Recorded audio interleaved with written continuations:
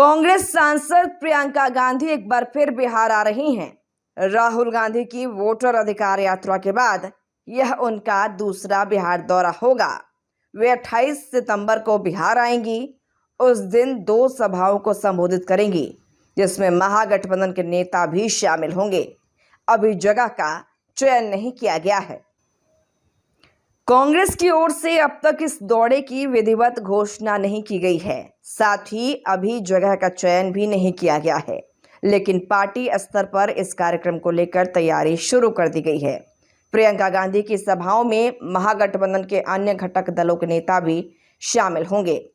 प्रियंका गांधी पहली बार बिहार अगस्त 2025 में आई थीं। बीते 26 अगस्त को वे राहुल के साथ वोटर अधिकार यात्रा में शामिल हुई थीं। इस दौरान उन्होंने मोदी सरकार और बिहार की एनडीए सरकार पर हमला बोला था। प्रियंका गांधी ने कहा था कि जिस पार्टी ने लोगों का विश्वास खो दिया है, वह वोट चोरी के जरिए सत्ता में बनी रहना चाहती है। लाखों लोगों को स्पेशल इंटेंसिव रिवीजन के नाम पर वोट देने के अधिकार से वंचित किया गया है। गरीबों का एक भी वोट चोरी नहीं होने देंगे। यात्रा के दौरान प्रियंका गांधी ने बीजेपी पर जमकर हमला किया।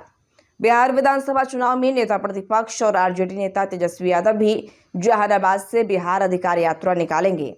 वो 16 सितंबर से शुरू होकर 20 सितंबर को वैशाली में समाप्त होगा। यात्रा जहानाबाद और वैशाली के अलावा नालंदा, पटना, बेगूसराय, खगड़िया, मधेपुरा, सहरसा, सुपौल और समस्तीपुर होकर गुजरेगी।